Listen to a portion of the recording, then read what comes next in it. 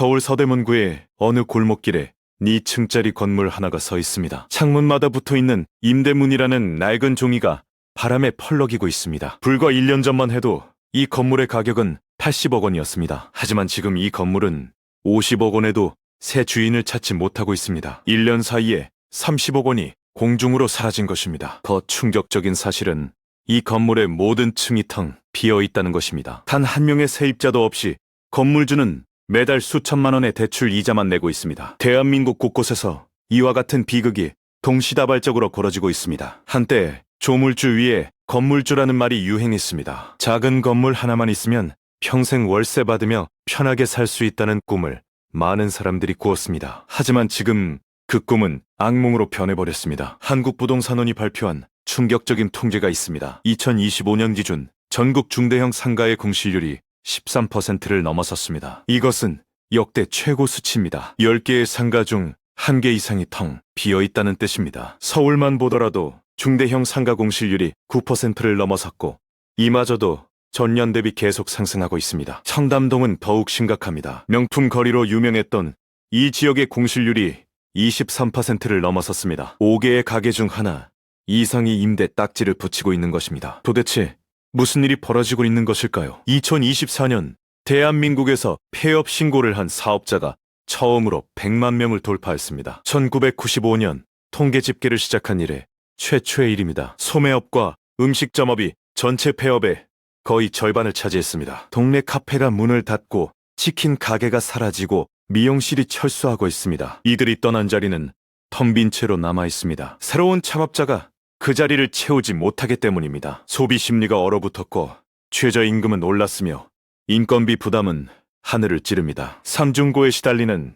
자영업자들이 버티지 못하고 쓰러지고 있는 것입니다. 건물주들의 상황은 더욱 처참합니다. 저금리 시대의 은행에서 돈을 빌려 작은 건물을 샀던 사람들이 이제 이자도 내지 못하는 처지가 되었습니다. 2025년 들어 대출 원리금을 갚지 못해 경매로 넘어간 수도권 부동산이 전년 대비 29%나 증가했습니다. 서울에서만 집합건물 임의 경매가 8년 만에 최대치를 기록했습니다. 영혼까지 끌어모아 대출받았다는 뜻의 영끌이라는 말이 있습니다. 그렇게 건물을 샀던 사람들이 지금 법원 경매장에서 자신의 건물이 팔려나가는 것을 지켜보고 있습니다. 왜 이런 일이 벌어진 것일까요? 첫 번째 원인은 과도한 낙관입니다. 부동산 가격은 절대 떨어지지 않는다는 믿음이 있었습니다. 특히 서울의 건물은 사기만 하면 오른다는 신화가 수십 년간 유지되어 왔습니다. 사람들은 자기 자본의 몇 배에 달하는 대출을 받아 건물을 샀습니다. 월세 수입으로 이차를 내고도 남을 것이라고 계산했습니다. 하지만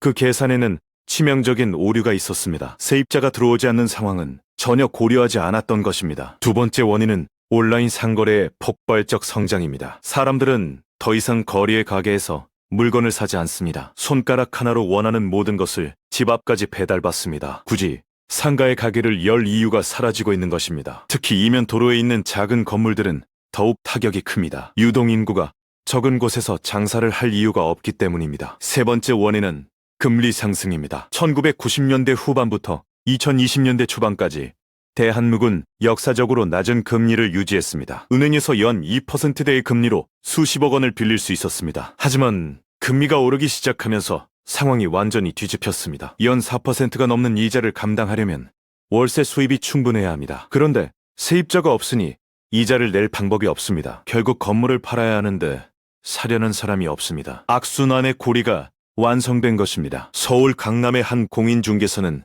이렇게 말합니다. 예전에는 건물 매물이 나오면 문의 전화가 쏟아졌는데 지금은 일주일이 지나도 연락이 한 통도 없습니다. 가격을 낮춰도 반응이 없습니다. 시장이 완전히 얼어붙었습니다. 실제로 서울 지역 작은 건물의 거래 규모는 3년 전의 절반 수준으로 줄어들었습니다. 2021년 22조 원이었던 거래 규모가 지금은 12조 원대로 쪼그라들었습니다. 더 심각한 문제는 앞으로의 전망입니다. 전문가들은 2031년까지 서울 중심권역의 사무실 공실률이 6% 이상 더 높아질 수 있다고 예측합니다. 대규모 신규 공급이 예정되어 있기 때문입니다. 공급은 늘어나는데 수요는 줄어드는 상황입니다. 이것은 건물 가격이 더 떨어질 수 있다는 것을 의미합니다. 지금 손절하지 않으면 나중에 더 큰 손실을 볼 수 있다는 공포가 시장에 퍼지고 있습니다. 물론 모든 지역이 똑같이 어려운 것은 아닙니다. 명동은 외국인 관광객 덕분에 부활의 조짐을 보이고 있습니다. 공실률이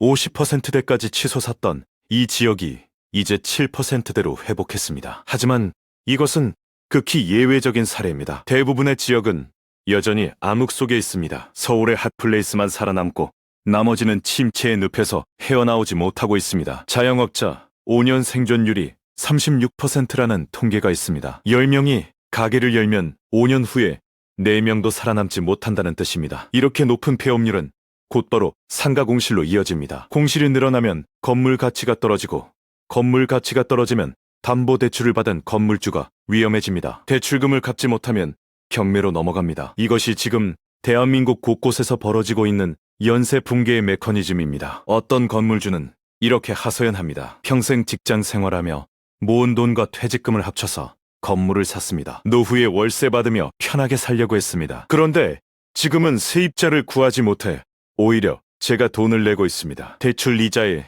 재산세의 관리비까지 매달 수백만 원이 나갑니다. 잠이 오지 않습니다. 이것이 대한민국 작은 건물주들의 현실입니다. 우리는 이 상황에서 무엇을 배워야 할까요? 부동산 불패 신화는 끝났습니다. 어떤 자산이든 가격이 떨어질 수 있습니다. 특히 빚을 내서 투자하는 것은 극도로 위험합니다. 세상이 변하고 있다는 것을 인식해야 합니다. 온라인 상거래가 오프라인 상점을 대체하고 있고 이 흐름은 되돌릴 수 없습니다. 입지 좋은 소수의 상권만 살아남고 있습니다. 지금 건물 투자를 고민하고 있다면 3번은 다시 생각해야 합니다. 공실 위험을 반드시 계산에 넣어야 합니다. 최악의 상황에서도 버틸 수 있는 자금 여력이 있는지 확인해야 합니다. 그리고 무엇보다 빚을 최소화해야 합니다. 남의 돈으로 건물을 사는 시대는 끝났습니다. 서울 서대문구의 그 2층짜리 건물은 오늘도 텅 빈 채로 서 있습니다. 임대문이라는 종이는 비바람에 색이 바랬습니다. 건물주는 매일 아침 그 건물 앞을 지나가며 한숨을 쉽니다. 80억 원이었던 꿈이